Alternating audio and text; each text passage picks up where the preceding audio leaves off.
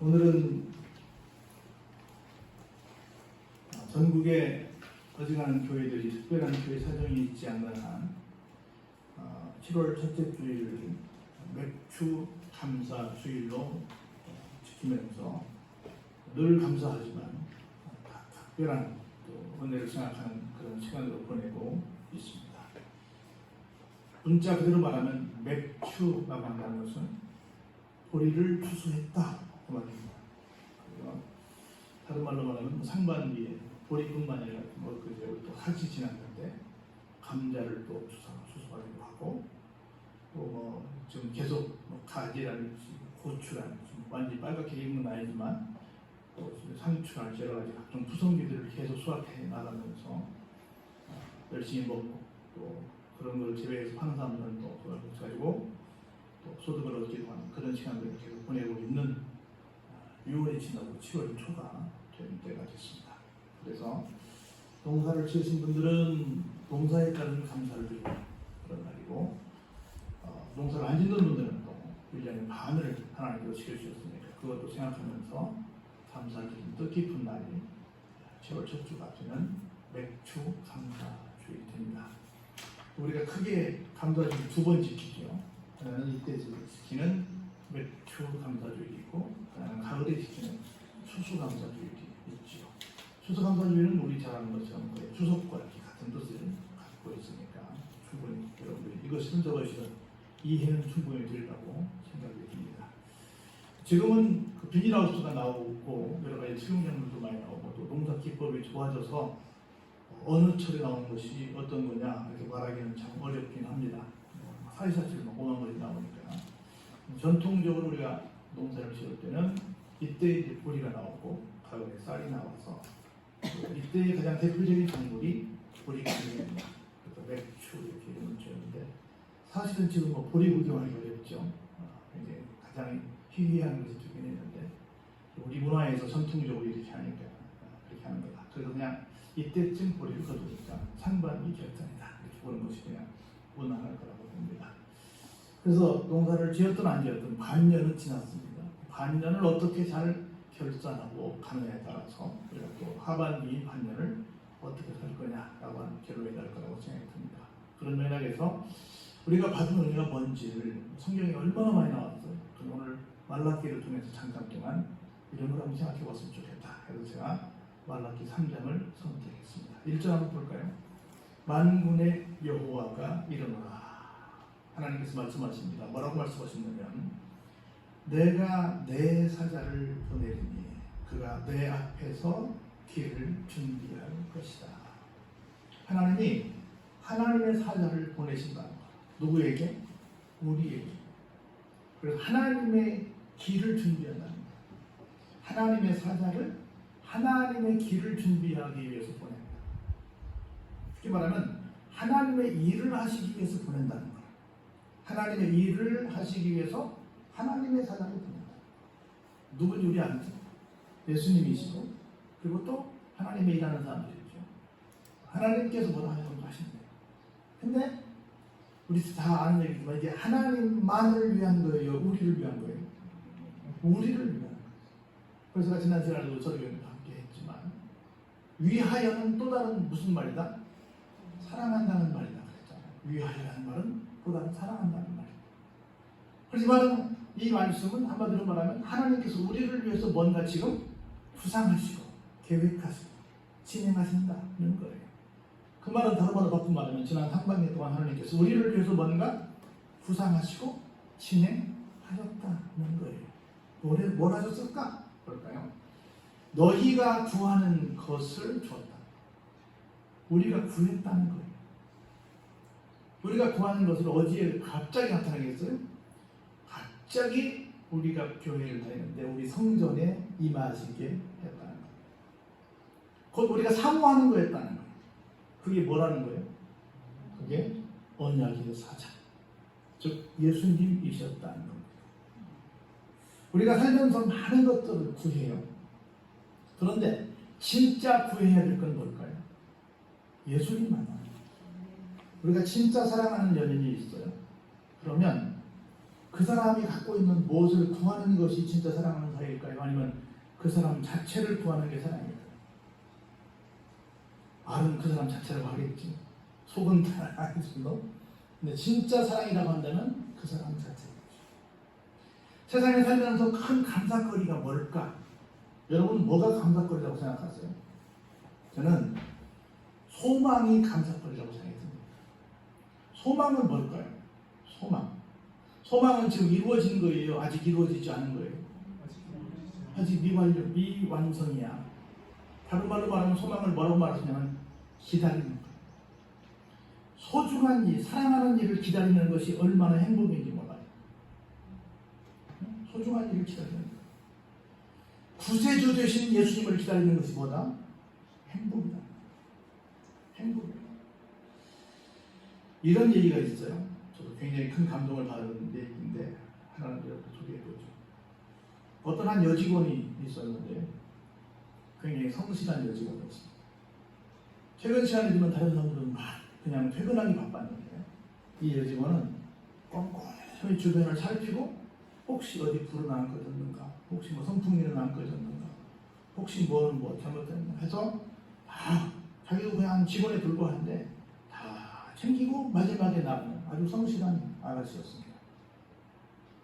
그런데 보니까 냉동 창고에 뭘 정리가 좀 덜 돼서 아이고 내가 좀 늦게 퇴근하더라도 이거 정리하고 가야 되겠다 싶어가지고 냉동창고에 들어가서 정리를 하려고 했는데 그만 황 하고 문이 닫혀버렸어요. 다들 퇴근해서 막 나가고 있는 정신없는 상황이어서 아무리 외쳐도 누가 도와줄 사람이 없었어요. 실제로 막 두드리고 뭐 난리를 치는데도 아무도 와보지 않는 거예요. 1시간이 지나고 2시간이 지나고 3시간이 지났는데 이러다가 내가 뭘 어떻게 했다라고 생각했습니다. 4시간이 지나고 한 5시간 정도 정말 동태주의 직전에 있어요. 그런데 누가 와서 문을 여는 거예요. 보니까 경비 아저씨가 문을 열어줬어요. 경비 아저씨, 처음엔 내가 두드렸지만 몇 시간 전에는 지금 힘이 없어서 못 두드렸는데 어떻게 하시고 오셨어요? 아가씨를 찾았지? 왜요? 제가 부르시다고 저거 아저씨하고 상관이 없는데요? 나는 근데 상관이 있어. 뭔 얘기인데요? 내가 여기서 경비로 한 30년 근무하고 있거든. 근데 내가 경비라고 사람들이 나를 무시하더라고. 아무도 인사도 안 하고 그냥 가더라고. 그리고 뭐 뜨끔만 잡아다가 막 지적지적하고 그러더라고. 근데 아가씨만 나한테 정말 딸처럼 올 때 갈 때 인사하고 수고하신다고 그러더라고. 그래 내가 아가씨 오늘 아침 분명히 출근하는 거 봤는데 퇴근을 안 하더라고. 그래서 내가 아가씨 많이 보여서 좀 찾고 다녔다고. 설마 여기 좀 꿈에도 몰라서 혹시 여기 있나? 여기 사람이 이 시간에 있을 때가 아닌데? 하고 봤더니 아가씨가 있다고. 그래서 내가 찾게 된 거라고. 뭐 했더니? 인사했더니. 이 사람은 뭘 기다렸어요? 출근할 때마다 퇴근할 때마다 나를 사람 대접해주는 나를 내가 비록 여기 경비에 불과하지만 나를 정말 알아주는 그 사람을 기다렸다는 거야. 그게 내가 출근하는 낙이었고 내가 마지막 퇴근하는 사람들 내보내는 낙이었다는 거야. 근데 그 고마운 사람이 얼굴이 안 보이는데 찾으러 왔다는 거야. 그래가지고 그 인사했던 것이 그 사람 마음에 박혀서 이 위험한 장면에서 내가 살게 됐다는 거야. 기다리는 것이 얼마나 큰 행복이에요. 사랑하는 사람을 기다리는 거. 보고 싶은 사람을 기다리는 거. 기다리고 싶은 마음에 드는 사람을 기다리는 거 얼마나 큰 행복이에요. 우리가 정말 기다리는 것이 뭘까? 얼마나 많은 걸 기다리고 있어요 지금. 얼마나 많은 기적을 기다리고 있습니까? 그런데 진짜 우리가 사모해야 될, 진짜 기다려야 될 땅이 누구다? 예수입니다. 그런데 상반기 동안 뭐 특별하게 큰 남들이 부러울 만한 어떤 것들은 혹시 못 가졌을지 몰라도 그 기다리던 주님을 내가 만났다 이거야. 그 기다리던 주님과 내가 함께 지냈다 이거야. 그럼 그걸로 나는 대만족이라는 거죠. 내가 사랑하는 일을 통해서 뭐 엄청난 걸 못 얻었을지라도 그와 함께 사랑했다면 나는 감사하다. 내가 소중한 이와 함께 지냈다면 나는 감사하다. 내가 일하고 싶은 그 직장이었는데 내가 거기서 일해서 내가 감사하다. 응? 얼마나 감사해요. 또 지금 같은 시국에 죄송하지만 얼마나 많은 사람들이 코로나로 막 걸림 나오고 우리 교회는 한 명도 안 당했잖아요. 코로나 안 걸린 것만 해도 감사하다. 응? 얼마나 감사해요. 생각해보면 감사할 것이 얼마나 많아요. 꼭 뭐가 생겨서 막 줘서가 아니라 얼마나 감사해요. 그의 경배에서는 어떻게 보면 그리 큰 일이 아닐 수도 있는데 그게 너무 감동이 됐던 거야. 그래서 그 아가씨 바라보는 마음으로 누가 나를 무시하든 어떻든 별로 신경 쓰지 않고 즐겁게 주문해서 일어나게 되었다는 겁니다. 그분이 누구시냐면 2절에 그가 임하시는 날을 누가 능히 당하냐. 그가 나타나는 때에 누가 능히 서리. 절대로 예수님이 오시겠다 그러면 누구도 막을 수 없다는 거죠. 그분은 어떤 분이시냐면 그물을 연단하는 자의 불처럼 생겼고 표백하는 자의 잿물처럼 생겨서 어떤 것이든 완전히 녹여버리고 어떤 것이든 완벽하게 깨끗하게 하시는 그런 능력자시다. 무엇으로? 고혈의 공로로 우리를 그렇게 만들어 주셨다는 겁니다. 할렐루야. 그런 혜택을 우리가 입었다면 그 자체로도 어때요? 얼마나 감사해요. 그 보세요. 중요한 말씀이 그대에 하나 있어요. 그가 은을 연단하여 깨끗하게 하는 자같이 앉아서 레위 자손을 깨끗하게 했대. 레위 자손은 뭐예요? 예배드리는 사람들이지. 우리 성도들 가르치는 거죠. 예수님의 보혈로 우리를 깨끗하게 해주셨어요. 그런데 기가 막힌 말씀이 나옵니다. 금과 은이 그냥 돼요? 연단을 받아야 되나? 연단을 받아야 되잖아요. 연단을 받게 한다는 거. 좀 힘이 들 수는 있어요. 저는 그 다음 구절에서 굉장히 큰 은혜를 받았어요. 한번 같이 읽어볼까요? 그들이 공의로운 제물을 다 여호와께 바칠 것이다. 공의로운 제물이 뭡니까? 정말 넘들이 볼 때 모두 인정할 만한 깨끗한 일만 해서 번 돈을 공의로운 돈이라고 한다. 그럴 수도 있겠죠. 저는 이렇게 생각해 봤어요. 온갖 연단을 통해서 내가 많은 신앙의 간증을 하고 있어요. 그래가지고 진짜로 금액의 다소를 떠나서 이거 참 감사한 거야. 정말 신앙의 간증이 있는 상태에서 드리는 그 예물을 뭐라고 한다? 공의로운 예물이라 한다. 여러분들이 얼마나 힘들게 해서 소득을 가지고 하나님 앞에 헌금하는지 하나님 아십니다. 그냥 누구한테 용돈 받아서 한 게 아니라 어디서 불로소득해서 하는 것이 아니라 정말 연단 쪽에서 신앙을 지키면서 그 가운데서 얻은 소득이 있다는 거예요. 그 가운데서 드리는 그것을 하나님께서 공의로운 제물이라고 합니다. 그럼 뭔 말이에요? 내가 하나님으로부터 예수님이라는 분을 선물을 받아서 그 예수님을 통해서 내가 모든 죄를 다 씻음받고 그거에 감동해서 어떤 연단 가운데 내 신앙을 포기하지 않고 지금 내 여건도 녹록지 않지만 그래도 내가 하나님 앞에 감사의 마음을 담아 이 예물을 드립니다. 하는 예물이 뭐예요?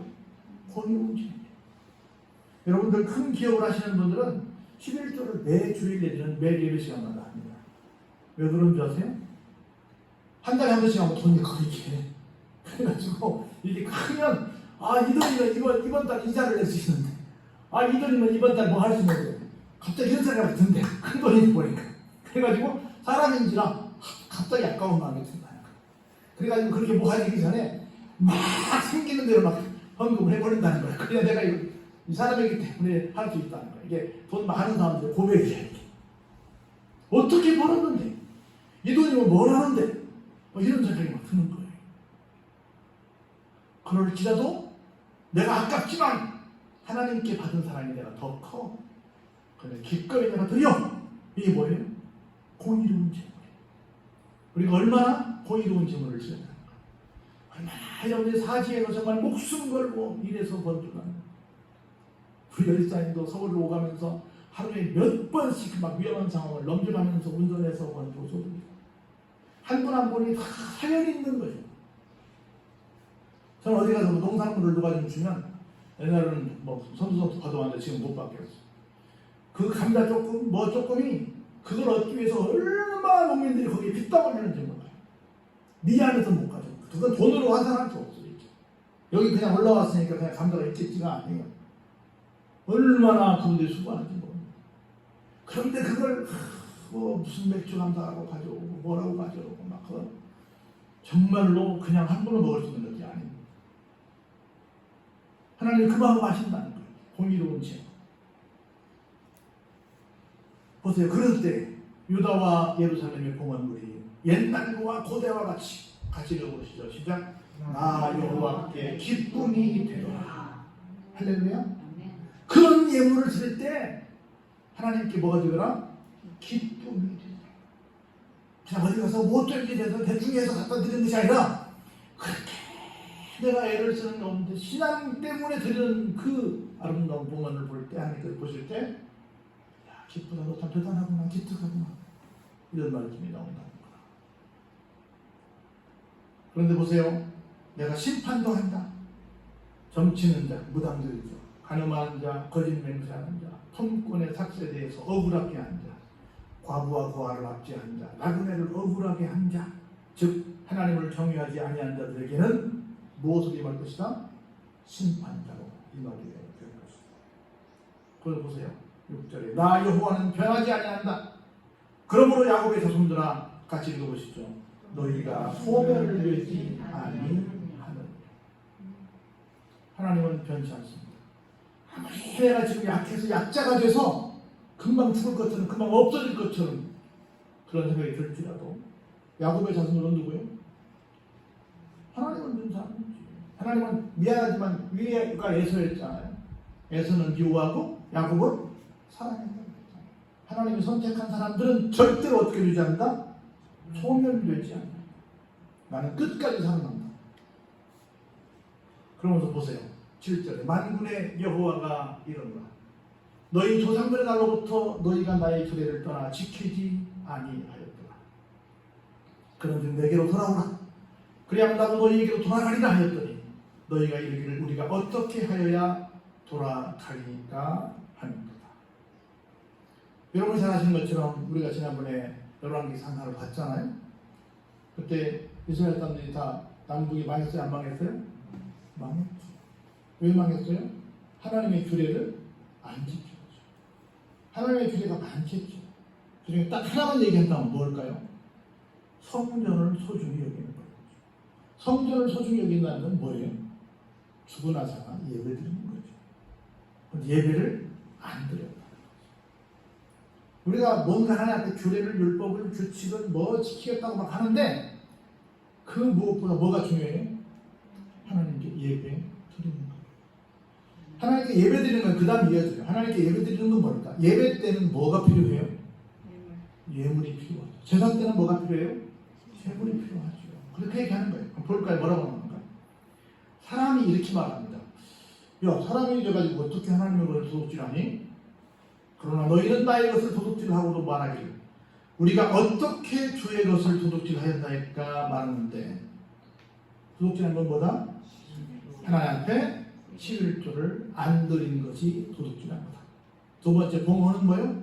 감사 예물을 안 드리는 게 도둑질한 거다. 하나님께 11조를 안 드렸다. 하나님께 감사 예물을 안 드렸다는 것은 무엇을 안 했다는 거예요? 교회를 안 했다는 거고, 뭘 안 했다는 거예요? 예배를 안 드렸다는 거지. 그렇죠? 예배를 안 드렸다는 거지.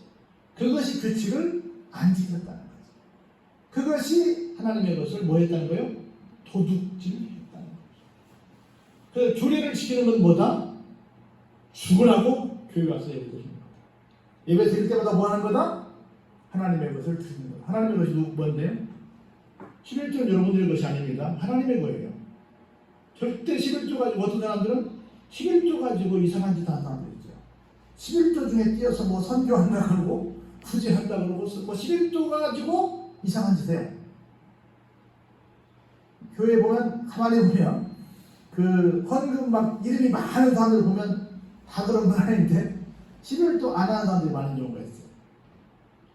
11조는 무조건 하는 거예요. 그 나머지는 알아서 믿음껏 하는 거예요. 나머지는. 근데 11조를 제가 지금 헌금 얘기 안 하는 사람인데 법이가 달려드리는 겁니다. 11조는 그냥 무조건 하는 거고 나머지는 그냥 믿음에 따라서 알아서 하세요. 그거 안 하면 또 우리가 특별히 오늘 지금 맥주 감사 주일을 지키잖아요. 이런 감사를 안 하면 뭐 하는 거다? 하나님께 과장되는데 하나님께 그걸 표현하지 않는 도둑질하는 행위가 된다는 거예요. 그 얘기를 하는 겁니다. 보세요. 너희 곧 온 나라가 나의 것을 도둑질하였으므로 너희가 뭘 받는다? 저주를 받는다. 다시 말해서 이거 다시 바꿔 말하면 11조를 안 하고 감사함을 안 하고 뭐 받는다? 이렇게 말하면 어떻게 보면 뭐 오해할 사람 있을 것 같은데 성경 그대로 얘기하는 거예요. 그걸 안 하면 뭘 받는다? 저주 받는다. 왜? 도둑질이니까 11조는 누구 거니까? 하나님 거니까. 하나님 것을 안 하면 당연히 벌 받는 거 당연한 거 아니에요? 나라에서 세금 안 내면 어때요? 벌 받죠. 당연히 벌 받죠. 그러면서 보세요. 만군의 여호와가 이르노라. 너희의 온전한 11조를 창고에 들여 나의 집에 양식이 있게 하고 그것으로 나를 시험하여 내가 하늘문을 열고 너희에게 복을 쌓을 것이 없도록 붙지 아니하라. 성경에서 나를 시험해라 라고 하는 것이 여기에 딱 흥분됩니다. 11조 해봐라. 복을 받는가 안 받는가. 내가 얼만큼? 복을 쌓을 곳이 없을 만큼 많이 주어 주겠다. 할렐루야. 이게 하나님 약속입니다. 보세요. 만군의 여호와가 이르노라. 네가 11조를 하면 내가 너희를 위하여 메뚜기를 금하여 너희 토지 소산을 먹어 없애지 못하게 하며 너의 밭에 포도나무 열매가 기한 전에 떨어지지 않게 하겠다. 여러분들 농사 조금 지어보세요. 기한 전에 떨어지면 얼마나 속상한 줄 아세요? 다 익기 전에 떨어지면 얼마나 속상한 줄 아세요? 여러분들 10가지 재앙 중에 모세가 출애굽할 때 10가지 재앙 중에 피, 개구리, 이제 나이는 물이 피가 되잖아요. 그 다음에 피가 되니까 뭐가 튀어나와요? 개구리가 튀어나오잖아요. 개구리가 튀어나와서 죽으니까 뭐가 생겨요? 이가 생기잖아요. 그리고 그 다음에 뭐가 떨어져요? 텐데 우박이 막 떨어지잖아요. 우박이 떨어지고 나니까 찬물이 다 박살나버렸어. 그래갖고 조금 남았어. 그 다음에 뭐가 와요? 메뚜기 떼가 옵니다. 그래갖고 나머지 건 다 쓸어버립니다. 우리는 메뚜기 뭐 장난삼아 뭐 몇 마리 잡으니까 메뚜기 아이고 뭐 맛있고 호텔에 음식 나오고 많이 생각하는데 그 메뚜기 여러분 TV 한번 보세요. 막 그 어마어마한 술을 헤아릴 수 없는 그 메뚜기가 가면 초토화되어 버립니다. 아무것도 남지 않습니다. 우리는 뭐 그냥 조영남이가 불렀던 뭐 메뚜기 잡이 뭐 하루가 갔어 뭐 몇 마리 잡 이런 메뚜기가 아니에요. 우리 토지의 소산 속에 메뚜기를 크는 거. 그리고 기한전에 떨어지지 않게 해주겠다. 그래서 먼저 12절을 같이 볼까요? 너희 땅이 어떻게 된다? 아름다워지고 모든 이방인들이 너희를 뭐라고 말해요? 복되다 하리라. 여러분이 아시다시피 중동 지역은 다 사막 땅이에요. 산에 나무 한 그루 없습니다. 겉도기에는 가서 보면 있긴 있는데 우리가 볼 때 다 민둥산이에요. 근데 오아시스만 기가 막히게 좋은 곳인데 이스라엘이 그렇게 생겼어요. 남들이 정말 부러워하는 땅이 됐어요. 보세요. 여호와가 이르노라. 너희가 완악한 말로 나를 대적하고도 이르기를 우리가 무슨 말로 주를 대적했습니까? 이렇게 말합니다. 그래 보세요. 이는 너희가 말하기를 하나님을 섬기는 것이 헛되니 만군의 여호와 앞에서 그 명령을 지키며 슬프게 행하는 것이 무엇이 유익하리요? 이렇게 말합니다. 하나님을 섬기는 것이 헛되다. 무슨 말이에요? 와 내가 왜 떼빠지게 벌었는데 내가 왜 하나님 앞에 헌금을 비싼 걸 들려? 나 그럼 안 해. 하나님 내가 벌어도 하나님 벌겠나? 이렇게 생각합니다. 여러분들이 근데 모든 뭐 공부를 하고 돈을 벌고 이 모든 것은 누가 해주신 거예요? 하나님의 길을 열어주셔서 한 거예요. 근데 이걸 인정하지 않는 게 뭐예요? 하나님을 대적하는 거예요. 지금 우리는 교만한 자가 복되다 하며 악을 행하는 자가 번성하며 하나님을 시험하는 자가 화를 내란다. 하나님 안 믿어도 뭐 수사도 다 잘 되도 뭐 장관도 되고 뭐 대통령도 되고 다 되도만 그 사람들 대기업 총수도 되고 뭐 절대로 뭐 망하지 않고 잘 되도만 이렇게 말하고 있다. 이런 게 다 뭐예요? 하나님을 대적합니다. 보세요. 그런데 16절에 그때 여호와를 경외하는 자들이 비차이 말하네. 여호와께서 그것을 분명히 들으시고 여호와를 경외하는 자와 그 이름을 존중히 여기는 자를 위하여 같이 읽어보실까요? 여호와 앞에 있는 어디에? 기념책에 기록하시니. 세상 사람들이 그렇게 막 아주 못된 짓을 해도 끝까지 난 하나님을 경외할 거야. 하나님을 존중히 여길 거야. 하나님 말씀대로 살 거야. 나는 11조 할 거야. 나는 감사헌금 할 거야. 나는 열심히 와서 예배 드릴 거야. 하는 그런 사람들은 어떻게 하신다?